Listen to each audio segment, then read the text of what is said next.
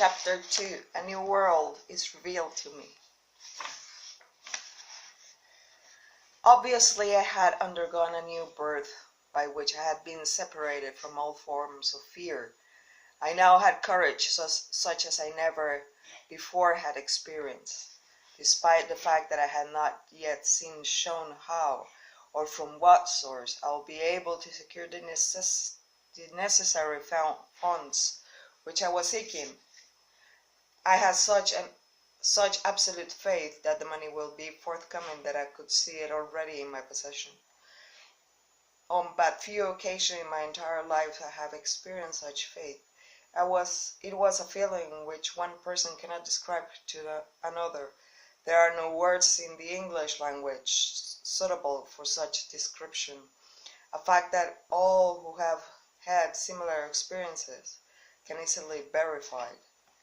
I proceed immediately to carry out the instructions I had received, all feeling that I had embarked upon an impossible mission had now left me. One by one I began to call into my mind the names of all acquaintances I knew will be financially able to supply me with $25,000, which I needed, starting with the name of Henry Ford and going over the entire list of more than 300 people. My other self plainly said, "Keep on searching. The darkest hours is just before dawn." But I had come to an end of my rope. My entire list of acquaintances had been exhausted, and with it my physical endurance as well. It had been a work concentrating my mind upon that list of names for the better part of 2 days and nights, having stopped only long enough to sleep for a few hours. I leaned back in my chair, shut my eyes, and went into a sort of doze for a few minutes. I was aroused by what seemed to be an explosion in the room. As I regained consciousness, the name of Albert L. Pelton came into my mind, and with it a plan which I knew instantly to be the plan through which I would succeed in getting Mr. Pelton to publish my books. I remember Mr. Pelton only as an advertiser in the Golden Rule magazine which I had formerly published. I sent for a typewriter, addressed a letter to Mr. Pelton at Meriden, Connecticut, and described the plan just as it had been handed over to me. He answered by the telegram saying that he will be in Philadelphia to see me the following day. When he came, I showed him the original manuscripts of my philosophy and briefly explained what I believe its mission to be. He turned through the pages of the manuscripts for a few minutes, then stopped suddenly and fixed his eyes on the wall for a few seconds and said, "I will publish your books for you." The contract was drawn. A substantial advance payment on royalties was given to me. The manuscripts were turned over to him, and he took them back to Meriden. I did not ask him at the time what caused him to reach a decision to publish my books before he had read the manuscripts, but I do know that he supplied the necessary capital, printed the books, and assisted me in selling many thousands of sets of them to his own clientele of books buyers, who were located in particularly every English-speaking country.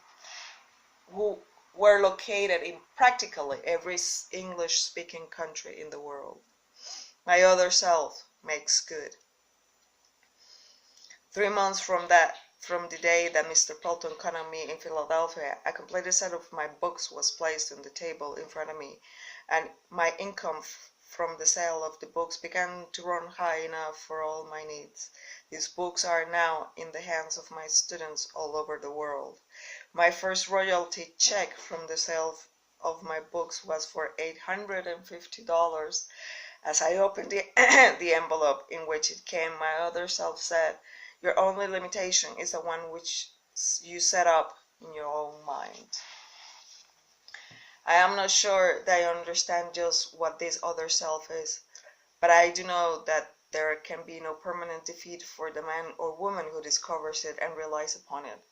The day after Mr. Pelton came to see me in Philadelphia, my other self presented me with an idea which solved my immediate financial problem. The idea flashed into my mind that automobile merchandising method had to undergo a drastic change, and that future salesmen in this field will have to learn to sell automobiles instead of merely serving as buyers of used cars tradesmen, as most of them were doing at the time.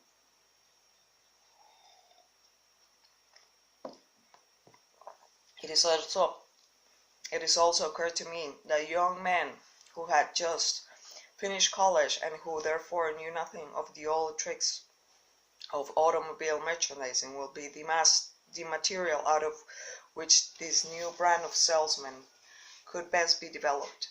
The idea was so distinct and impressive that I immediately called the sales manager in the General Motors company on long distance telephone and briefly explained my plan to him. Too was impressed by it and referred to me the West Philadelphia branch of the Buick Automobile Company, which was then owned and managed by Errol Powell. I went to see Mr. Powell, explained my plan to him, and he retained me at once to train 15 carefully selected young college men through whom the plan was put into operation. My income from that retainer was more than enough to take care of all my expenses for the following 3 months until the returns from the sale of my books began to come in, including the cost of that expensive suite of rooms over which I had at first been so concerned. My other self had not disappointed me. The money I needed was in my hands at the proper time, just as I had been assured the money will be.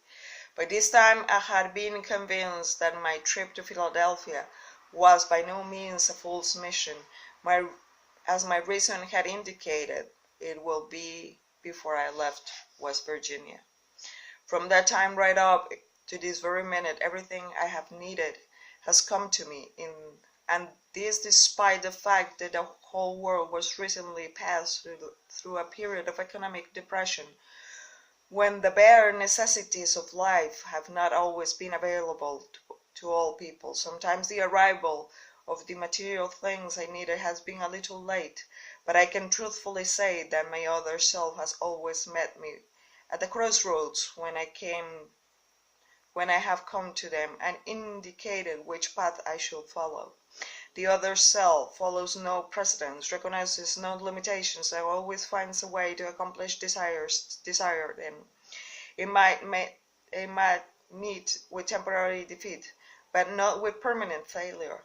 I am sure of the soundness of this statement, as I am of the fact of being engaged in writing these lines. Meanwhile, I earnestly hope that some of the millions of men and women who have been wounded by the business depression and other unpleasant experiences will discover within themselves this strange entity which I have called my other self, and that the discovery the discovery will lead them, as it has led me, into a closer relationship with that source of power which surmounts obstacles and masters difficulties instead of being mastered by them. There is a great power to be discovered in your other self. Search sincerely and you will find it.